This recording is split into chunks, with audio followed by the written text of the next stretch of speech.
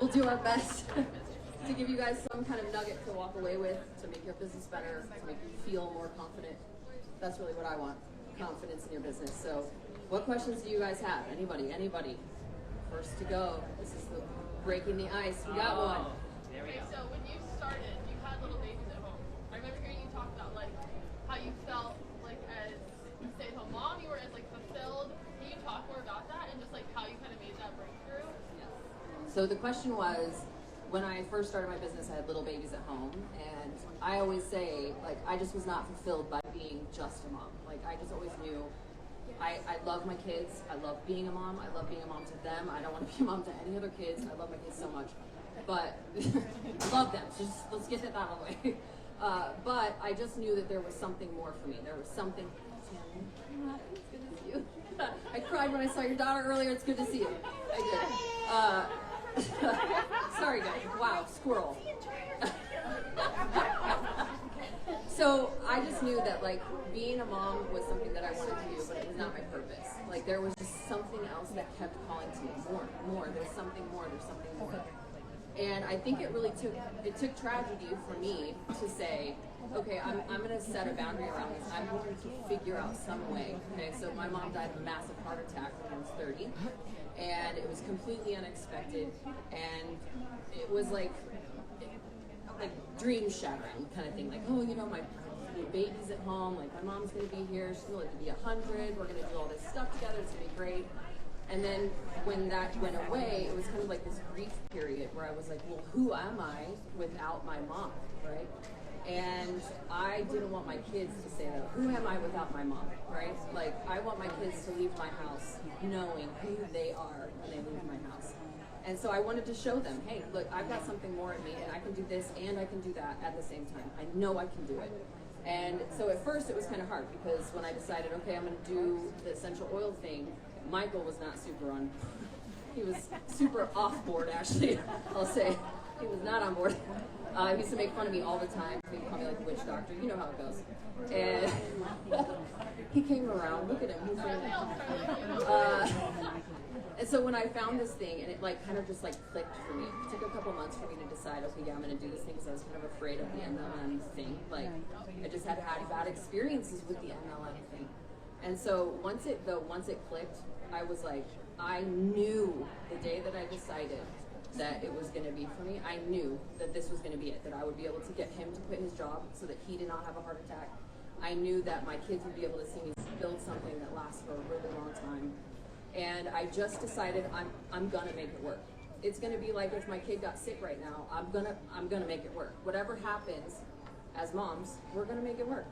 And was it easy? No.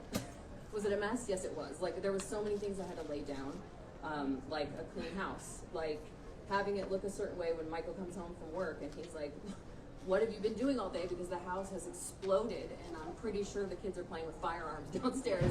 Where are you? What's happening, right? Like sometimes I would just like throw crackers down the hall so they would run and get it like dogs, right? Like you have to do what you gotta do. They're in the back of all of my videos, like from very beginning, they're just like toddling around in the back or talking or walking around.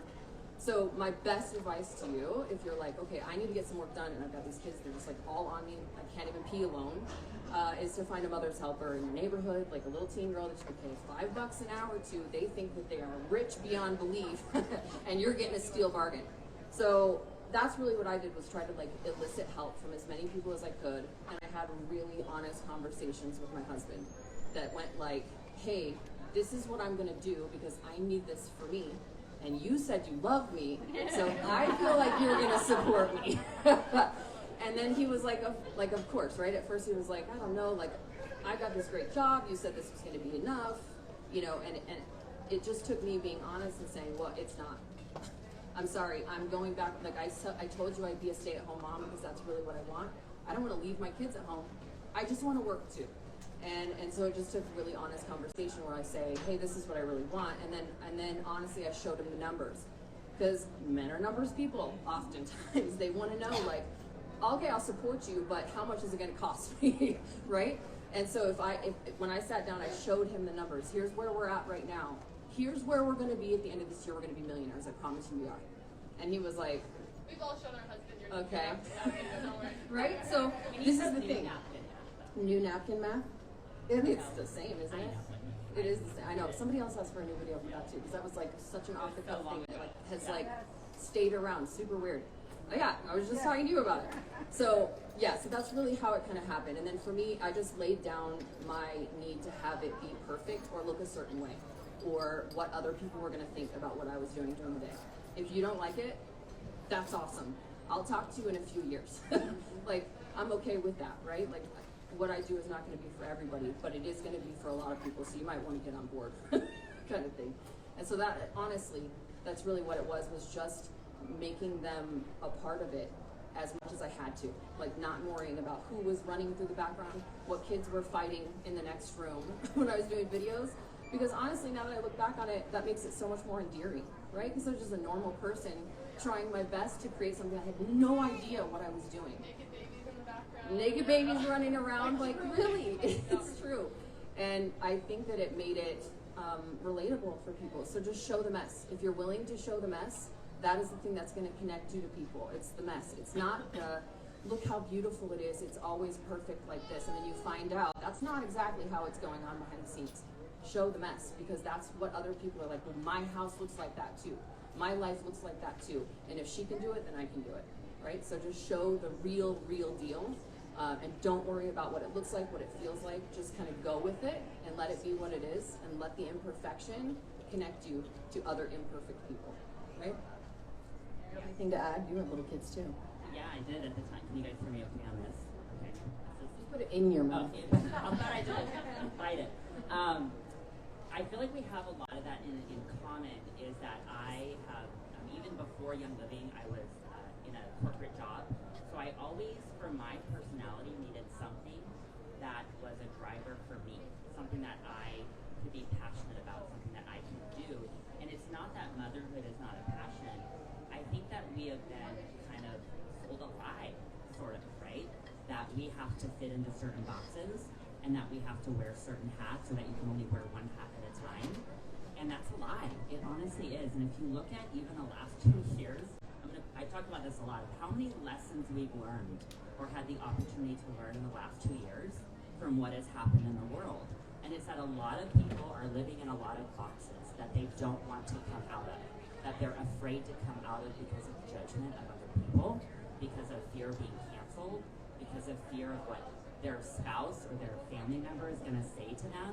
And if we have not learned that lesson in the last couple of years, I don't know how else to like knock somebody over the head and say, this is an opportunity to take all of this stuff that has occurred and apply that in all areas of your life, including this business. And I think one of the things, like, I get a lot of times people asking me, well, how do you do all of it, or how do you manage all of it?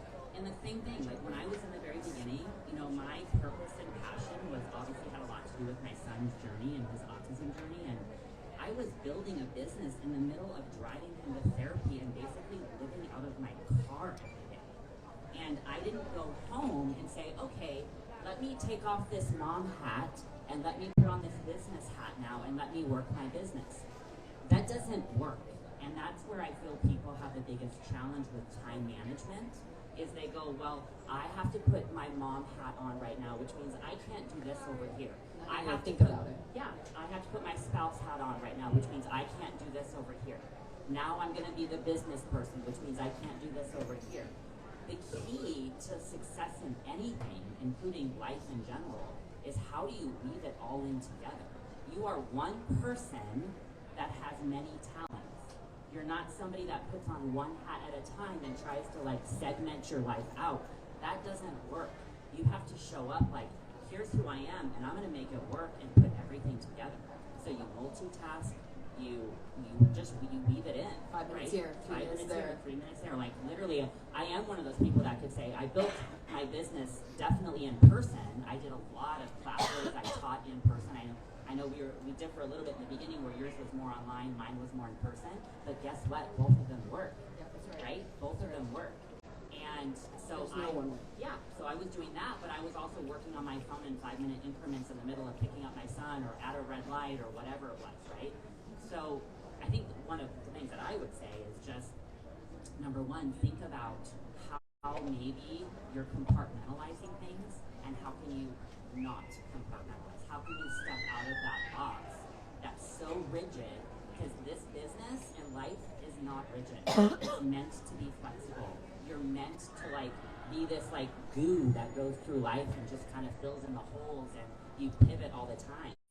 So and I will say follow up to this. My twins are now 13, and 13 and 11 is how old. They're now 13 years old, and looking back now, they can kind of tell me, how did you feel about that time? Because I will tell you, I felt like there became a time where I started working 100-hour work weeks. Okay. And so it started out like, I can't afford childcare, so I'll just like do it here and there. And then it became, I'm working 100-hour weeks, and there are a couple of years of my kid's life that I will tell you that I missed. And I will also tell you it was 157,000% worth it. 100%. Which is why now I would tell you, I will never do this again. I would never build this again in another place, because I already did that once, and I already made the sacrifice for that. I already did that, and I'm not going to do that again, right? So my kids are now 13, and they can tell me, oh, I don't remember that, but I do remember you throwing crackers at us, right? Like, they're so resilient, right? And they're 13 now, and they're like, when can we start our business? So for their school this year, they're going to start their own business. And as a mom, that's what I really want. I want them to have the experience. So when they're 18 and they're off and they're doing their own thing, they know, because they saw me do it first, what power they have. So don't be afraid to let your kids also see it imperfect. Let them see you struggle. Like, my kids would see me with red eyes for 3 days one time I stayed up. Like, they've seen it all. They've seen how hard it was, and now they get to see the payoff of that, because we're traveling. We get to go and do whatever we want to. We get to say yes to whatever we want to, whenever we want to, and that is worth every hour of work you will ever do for this business. Every hour. I promise you. Every hour. Just do it. Amen. That's all I got to say. I ain't going anywhere. I'm here for the life of it, because it's integrity, it's building trust with people. This business is built upon trust with people. So what happens when we become finicky, or when we are wishy-washy, is we lose all of that trust that we have built for years with people, and I'm just not willing to sacrifice that. Absolutely. What other questions do we have? Any other questions? Right here. Very, very exciting video. I've been trying to put this question in my head for the last couple hours. So basically, napkin map. When I first saw it, I was wearing it like a weekend, and my mom was like, wow. And then I got caught up in pick silver, pick gold, and then some things happened, and I totally forgot about napkin. I mean, I basically saw it, but I didn't really understand it. And then a year later, my mom was like, I rewatched the video and got very, very excited and started doing some training for a whole sticker. So we have a bunch of legs that we all like. And so it's like, okay, this is napkin now. And then they change the hot. And then I kind of really started a lot of people, like I said, they got that from based on psychology school. And I pretty much feel like they're going to say to me right now, napkin has nothing to do with No, I'm not going to say that. I'm not going to say that. Okay, yeah, I will repeat the question. I will. So what is the question? I really think that napkin map has nothing to do with this concept. Napkin map is always going to be in all these fields. No, so napkin math has a lot to do with the comp plan. So what napkin math really is it's not about the fast start bonus. So napkin math doesn't even incorporate the fast start bonus. The only thing that napkin math is teaching you is getting money out of your generations. Your generation, so once you hit diamond and above, and you start getting those payouts, that's really what that was. And so what I did was I started to figure out, okay, if I keep this consolidated to 6 legs and I keep putting people here, then all these people are going to rank up. And I realized I actually make more money when the people below me rank, not when I rank. It's all fine and great for me to rank. I actually don't even care about my rank anymore. That's just the truth. I care about the people that are below me ranking, because when that happens, I do good too, right? Good things happen when we all do. So napkin math would change, the numbers would change if Young Living changed that part of the comp plan. That's just not part of the comp plan to change, right? The fast start bonus means a lot to you when you're small and little and new and you're growing, right? You want that $25, you want that $50. You need that $50. Like I remember when those checks came in that were like $350 and I felt like a brand new person. Like I could buy a pair of shoes if I wanted to, and it's not coming out the envelopes, Michael, so she can't say anything about it, right? So she wants to know, is napkin math connected to the comp plan? And yes it is. Yes it is. If they changed the percentages that you get, the numbers would change. But what napkin math really did was just to show you, hey, there's a way to do this strategically so that when the people that are below you do well, and as you enroll people, you actually put them underneath there and you make those people their sponsor, that you actually help them grow and it helps you more. And I wanted to show how fast it could actually start to snowball once it starts moving. And so far that has continued to hold up, which is so crazy because napkin math is just like, I'll show you the picture, Michael just handed it to me. It was just something that I did in a restaurant once. It's just like literally I drew it on a napkin. So it's funny that we're talking about napkin math because that's just what we happened to call it that night. I didn't know it was going to be a thing. It just was something that I started to figure out. Oh, okay, I understand how this money works, and I now understand how it could start to snowball as other people do really well. So it does have to do with the comp plan, and if they change that part, then I would change the napkin math. But right now, I don't believe that they have plans. I've heard that they have plans to change that part of the comp plan.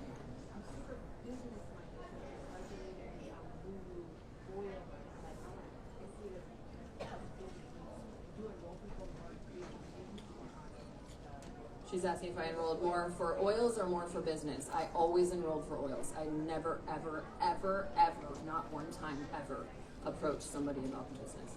I let them approach me. My strategy would be different than Jodie's. I just did everything on social media.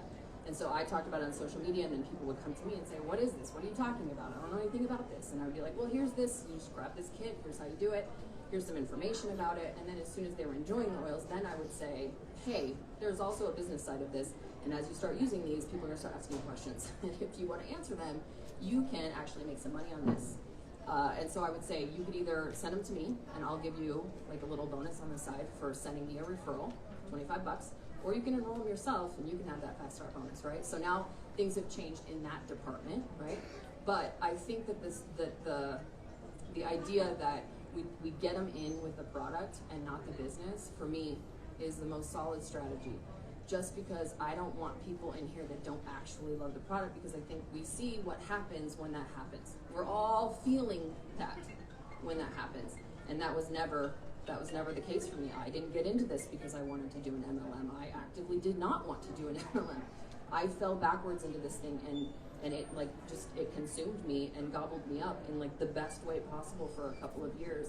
And I'm so grateful now, that I had built it on something different than, hey, here's the money you're going to get, because we're riding waves here. We don't get to make all the decisions about how the economy goes and what decisions corporate makes and who's here and who's going to be enrolling and how much we're going to be doing in business every single month. This is a roller coaster ride. And as long as you're doing it on the right foundation, you're going to survive that ride. You're going to make it to the other one. And listen, we may be in this position here. This is every 7 years. Like, this is just like I tell people, like the 7-year itch in a marriage, right? You're turning over all your cells in your body. You're a different person every 7 years.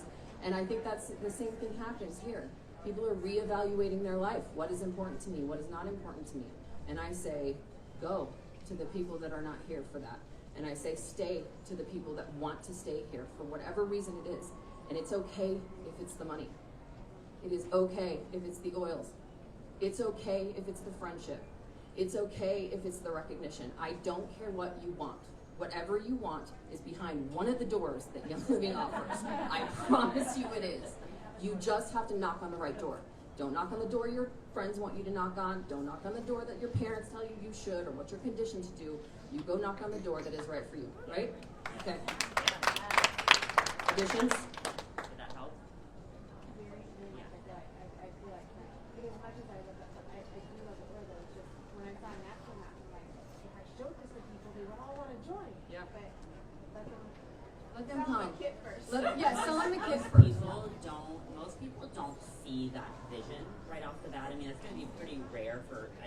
someone like a Lindsay to come along, right, that sees that vision right away, is they need to see and create little stories for themselves, and they do that with the product.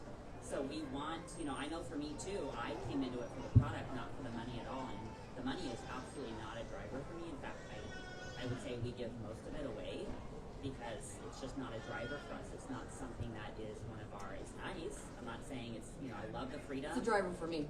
Well, and I would say the driver is the passion and the values and the goals that we have as a family. That's right.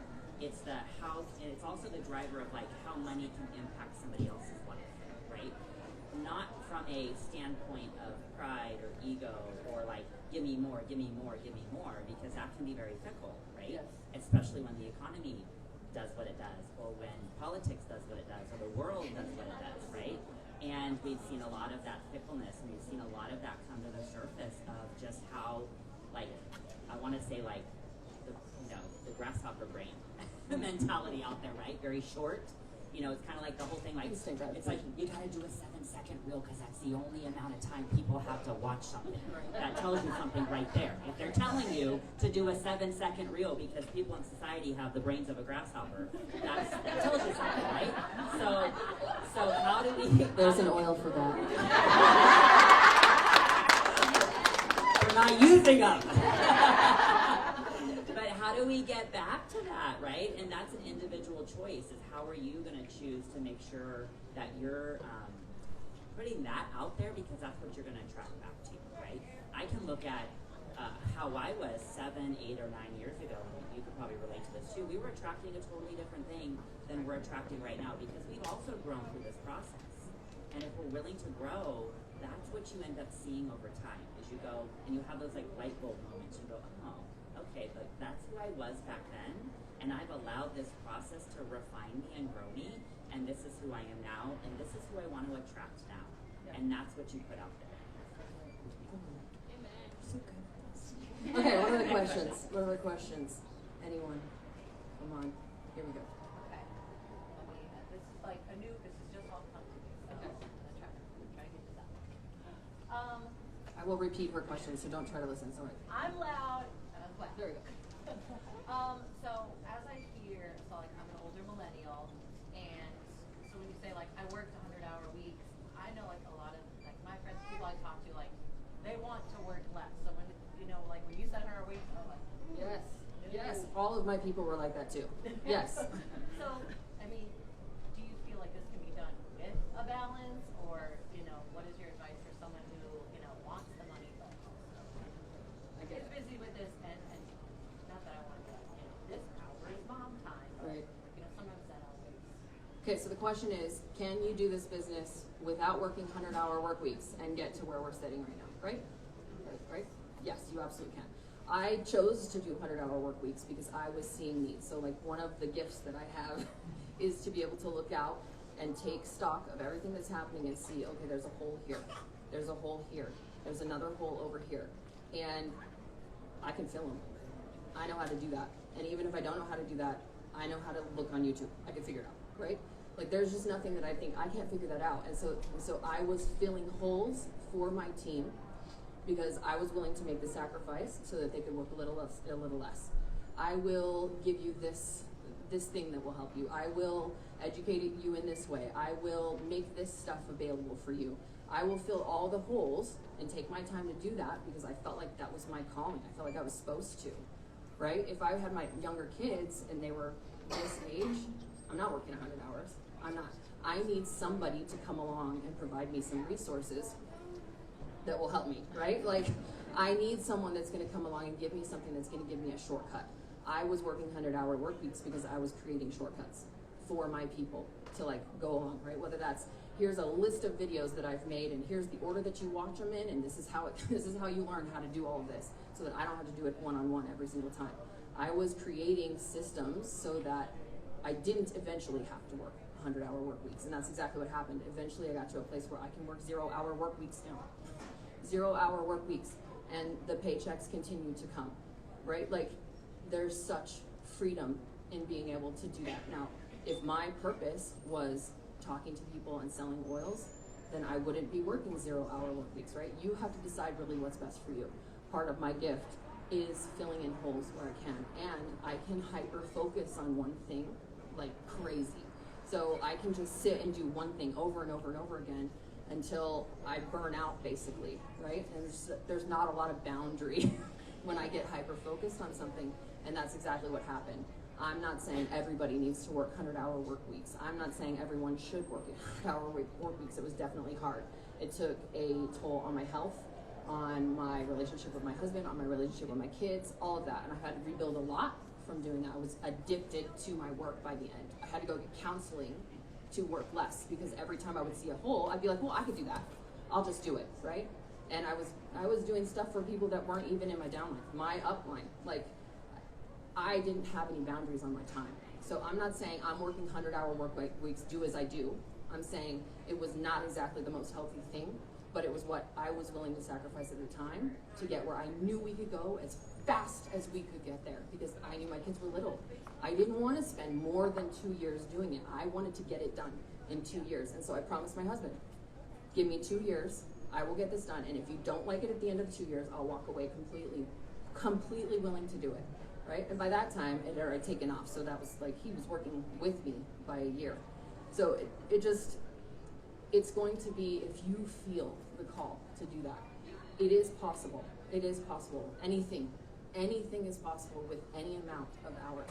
It's just, it's going to take a little bit more time with more hours, right? Give yourself the grace to say, I don't have to go as fast on 20 hours as someone who's working 100. Even if you were in corporate America, that would be the case. You're not going to probably get the same amount of work done as somebody that's doing 100 hours. But if you do 20 really focused hours, you absolutely can get enough work done to get here. You absolutely can. I believe that. Yeah. And I think too with this is a lot, I mean, it's such a good question, because I also think there's a lie. There's a lot of lies in the world. Do you know this by now? Okay. All right. There she goes. I could go down the list, but I'm not going to do that, Troy, I promise. Maybe in my talk later. But there's this lie of like balance. I don't know how you feel about this, but I think a whole lot. I think it's like you have to be balanced in these different areas of your life is a lie, honestly. Boo, balance. So there actually is no such thing as balance. It's called choice. It's called choice. And so it is the choice. It's making a conscious choice of what do I want and what am I willing to actually sacrifice to put in that. And I actually would have you think about your health in this perspective too. Yes. Okay? Because this isn't just about business. This is where people do this in their entire life. Is they go, I'm just not willing to change my diet, even though I know it would make me healthier. It's a choice, right? And then they wonder why they keep getting sick. And then they wonder why they keep having issues in their life. And then they wonder why they keep having emotional trauma and all this stuff, right? It's a choice. And so the same thing applies here in this business is we have a choice. Do we want to do this, or are we going to listen to all of the noise around us of all the people saying we should do this, or we should do that, or we should spend this much time, or you should have this balance in 7 areas of your life, right? And it's just, listen, like, if you want it, that's your choice. And so I made that conscious choice when my son was little and my kids were little. And I told my husband the very same thing, is I said, give me 2 years. We were probably doing this at the same time, but we didn't know each other. And in fact, I remember I didn't have really a lot of resources at all to speak of. I mean, I really fell into this, didn't know who my upline was. I thought the oils just magically appeared on our doorstep. I had no idea where corporate was. I had no idea anything. I thought Gary was packing my oils in a basement. I'm not even kidding. Listen, like we overthink things. It's analysis paralysis, right? And so, anyways, I told my husband the same thing. I said, give me 2 years, and I promise you that this is going to work, and I'm willing to put in the work and the time and the effort for it. And the thing is when it came to taking that trip to go teach for someone, when it came to hosting a class in my house, when it came to running the clubhouse and getting people together, or anything like that was actually going to build my team. I'm not talking about busy work management work here, because that's a whole other issue. Is people go, I don't have time, I don't have any balance, I'm spending all these hours, and I'm going, what are you doing? Oh, I'm just researching. How many hours are you spending researching for what? Just go do it. You know what I mean? Like, it's this whole, like, spending everything. so much time, right? So anyways, yeah, so we had to just make it work, and that was a choice. And so the choice of, do I want to sit and watch this Netflix thing for hours and hours and hours? No. I got rid of the TV. I stopped watching Netflix. I stopped scrolling on social media. I stopped doing a lot of things because I had to make a choice. I had to redistribute my priorities. Same thing in health, same thing in business, same thing in life with relationships. Boundaries, that's a whole other topic, right? How many times are we willing to compromise on boundaries? It's like this whole theme that runs in our life of we are just sitting here compromising instead of actually doing what we really want to be doing. And is it going to take work? I'm going to tell you, nobody is successful in this world, I don't care who it is, without work, without them making the conscious choice to move things around in their life and make it work and fit in there because they wanted this. And That's really, what it takes. I think that also has to do with believing that you can, right? Like, I think so much of this is saying to yourself, like, hey, I'm going to put in the time, I'm going to put in the effort, I'm going to do my best, and I know I can do it. Not I believe I can do it, not I think I can do it, I know I have this thing in the bag. Your confidence means everything to your business. It means everything to the people that are watching you, the people that are following you, the people that want to do what you're doing. Your confidence is everything. Just statistically speaking, you have a 24% higher chance of closing any sale whatsoever, whether you're selling macaroni and cheese for dinner or you're selling an essential oil, 24% higher if you walk in confident to the room. That is it. Because people are wanting to be a part of that. Oh, she knows what she's doing. She knows. I have no idea what I'm doing in my life. She knows I'm going to follow her, right? None of us know what we're doing in our life. We are all just moving things around and trying the best. I am blind. Right? It's what I've realized. Nobody knows. Nobody knows. But the confidence matters. Your confidence in what you can do, your confidence in what you can build matters. So walk into that room very, very confident about what you can do. And I think it's going to be like what they do at Chick-fil-A, where they say my pleasure, and it just makes them more pleasurable to be around, right? Your confidence will actually create the situation where you're going to refuse to fail. You will refuse to fail. When one roadblock comes up, you're already onto the next road to the next thing. While everybody else is complaining about what's not going their way, you're already moved down the next road, right? That's what confidence will get. Okay, question, next question. Hey! Questions? Anyone? Not one. Come on. Somebody. No questions? We're going to start talking politics, I think.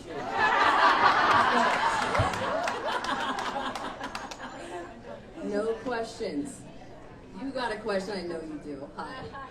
Structure. So this may have already been talked about. About my structure? How I structured at the beginning? Yeah, if you were teaching your children how to structure right now, what would you do? If I was teaching my children how to structure right now, what would I teach them? I would teach them napkin math. First of all, I would teach them that to be a Royal Crown Diamond, you need 6 people to say yes to the business, and only 6. I would say that if you get 6 people to say yes to you, you can build anything. And so I would tell them that they work as hard as they possibly can to find 6 people that will see this vision with them, and their confidence matters. And I would go straight across with your 6, and then you start putting people underneath, sponsors. Every time I get somebody that I enroll, they still go under my 6. You guys have 6 legs. 6 legs. That's it. Even if they're not building, even if those If they're not building, I put them underneath somebody that is, right? And so the thing that happened with that is I built it in such a way that leaders came up underneath me, right? And I kept putting people, and then they kept putting people, and it started to kind of spiral. It was this big like snowball effect, and we were all ranking up together because we were all doing the same strategy, right? And it became this like really amazing thing where everybody was doing it together. It's like super fun and exciting, and we were like not knowing what to do with our lives because it just looked so different now from a paycheck standpoint. So I would tell them 6 across is all you need, and you work your butt off to find 6 people that will see the vision. You walk into that confidently and you say, this is what I'm doing, this is where I'm going, you better get on board now or you're gonna kick yourself in the ear, kind of thing. And I wouldn't have a problem saying that to somebody when I first started. I saw where it was going, and my response would be, hey, You better get on board now, or you're going to be sad in 6 months or a year when you see what it could have been. And there are plenty of people that were like, oh crap, I should have done that, right? And so I would say you just focus on your 6, and then you teach your people to just focus on their 6. Everybody can find 6 people. Everybody. You can't convince me that you can't find 6 people. You can. Everybody can. We can all find 6 people, and that's all you need. That's all you need. Would you put those 6 people all to your level 1 team if they weren't going to do the business? No, if they're not doing the business, I wouldn't put people underneath somebody that's not doing the business, right? I mean, as your level 1, because when you go in, you don't know who's going to be what. I just asked people right off the bat. So they get their oils, they're loving them. I know you're loving them. I'm loving them too. What are you loving? This is what I'm loving. This is what I'm doing. Let's make this, blah, blah, blah. And then I would say, hey, as you start talking about this, if you make a couple posts on social media, people are going to ask you questions. Come to me. I will help you craft the response. I will help you as much as I can to learn how to do this. But hey, there's this much money in it for you. You might as well do it. Or I'll do it for you and I'll give you a little bonus kind of thing, right? And it's amazing how many people would want like a bonus for themselves rather than getting it from me, right? So that's kind of how I did it was, hey, I have somebody right now that I enrolled that I need to put underneath somebody, but I'm not going to do that unless you're going to run with me. Do you want to run with me? Right? So that's how it kind of came from me. You? Yeah, mine was messy. Not like that. Again, I had no idea what I was doing. I was actually Googling and finding lemon dropper stuff. Oh, the lemon droppers. Yeah. And I was like, what is she saying? Okay, get them to silver. What is that? Okay, because like, again, I didn't have any, I had no bearings at all. And I literally figured it out as I went along, which is also my encouragement to you. You can figure it out as you go along, I promise you, because I did it. And many people do it, and it's just that almost refines you even more. It almost strengthens you even more to like go and figure it out. It's like the person that sends you a question, and they're like, oh, where can I find this? Hang on, let me go Google that for you. Yeah. Okay, here you go, right? Like we need to be able to figure things out on our own without having to be spoon-fed a lot too, right? That grows us. So anyways, mine was messy. I enrolled a ton of people, and I think I had like 250 people on my front line. I know.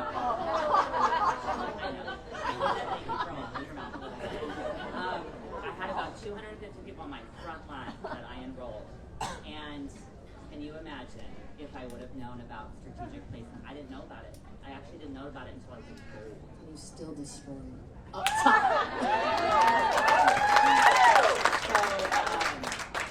I hit silver, not even knowing I hit silver. I just got this aroma complete on my doorstep. Oh my God. Didn't even know.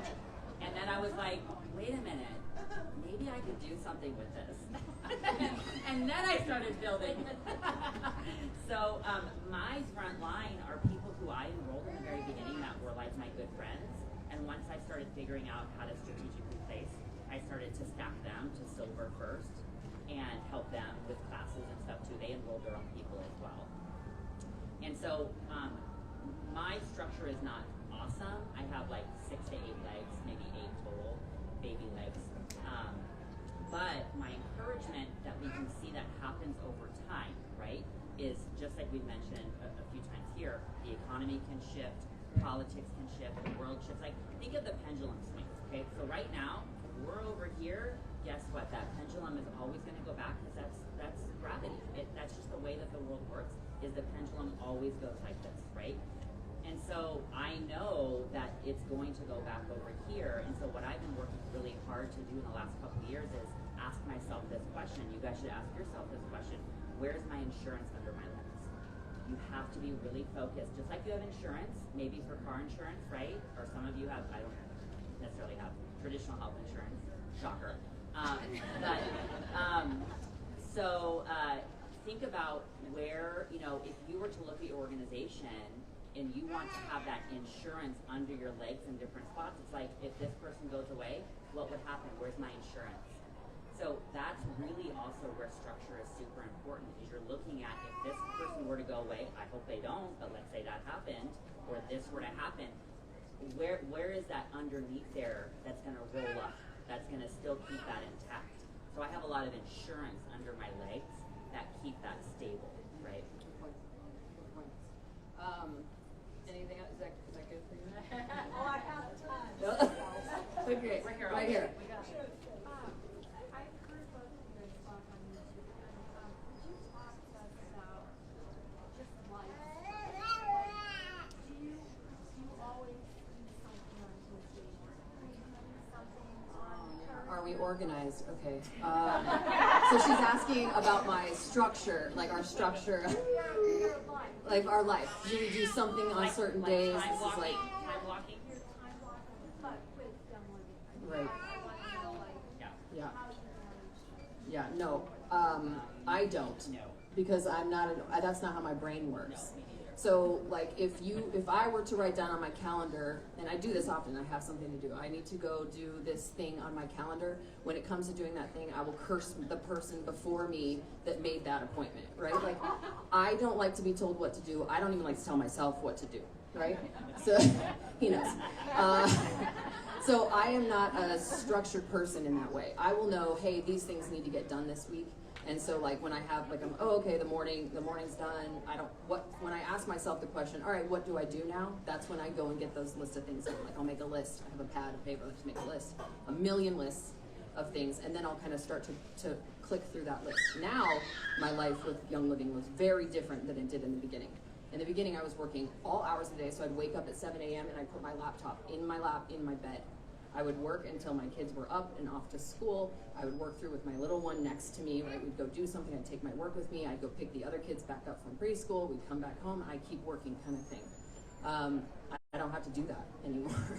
So my life now looks like whatever I want it to look like every day. And it is awesome. It is awesome. But I'm just not a structured person where I'm like, I'm going to block out 1 hour for this. Oh, do I use assistant? Yes, I do. Yes, for sure. I think that's one of the biggest. I'll say another lie, maybe that people think in this business is they look at people and they go, "How do they do it all?"